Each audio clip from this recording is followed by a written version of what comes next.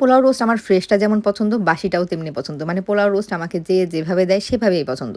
তো সেদিন যখন বাসায় গিয়েছিলাম, আম্মু আসার সময় আমাকে প্যাক করে দিয়ে দিয়েছিল পোলাও আর রোস্ট। তো রাতের বেলা খাবারের পর যেগুলা বেঁচে গিয়েছিল এগুলো আমি ফ্রিজে রেখে দিয়েছিলাম। তো সকালবেলা উঠে ফ্রিজ খুলে যখন দেখি পোলাও আছে, তো আমার তো নাস্তা নেওয়ার কোনো টেনশনই নেই যে যাই খাক না কেন, আমি তো এই পোলাও রোস্টই খাবো।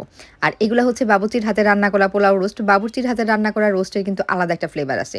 এজন্য এতগুলা তেল, তো এতগুলা তেল দিলে এই খাবারটা আর খাওয়া যাবে না। তো আমি শুধু মসলাগুলো উঠিয়ে নিচ্ছি, পুরাটা তেল দিব না, অর্ধেকটা তেল দিয়ে একবারে গরম করে ফেলবো। এই বাসি পোলাও রোস্টটা একসাথে গরম করে খাওয়ার মজাই আলাদা। এটা আমার ছোটবেলা থেকেই খুবই পছন্দের একটা খাবার। আমরা তো বিশাল বড় ফ্যামিলি, তো দেখা যায় অনুষ্ঠান ফাংশন বাড়িতে লেগেই থাকতো। তো বাসায় কোনো প্রোগ্রাম থাকলে এই বেঁচে যাওয়া পোলাও রোস্ট দিয়ে সামনের কয়েকদিনের নাস্তা হয়ে যেত আমার। আর এই পোলাও রোস্টটা রান্না করেছে হচ্ছে আমার বিয়েতে রান্না করেছে যে বাবুর্চি, সেই বাবুর্চি। আমাদের যে কোনো ফাংশনে উনিই রান্না বান্না করেন। ওনার হাতের রোস্ট আমাদের সবার পছন্দ। তবে এবার মনে হলো বয়সের সাথে সাথে ওনার হাতের টেস্ট কিছুটা কমে গিয়েছে, নাকি বয়সের সাথে আমার টেস্ট বার চেঞ্জ হয়ে গেল, কে জানে। এই খাবারটা খেতে খেতে আমার কাছে মনে হচ্ছে আমি একদম ছোটবেলায় চলে গিয়েছি। একদম ছোটবেলার সেই স্মৃতিগুলো ভেসে আসছে।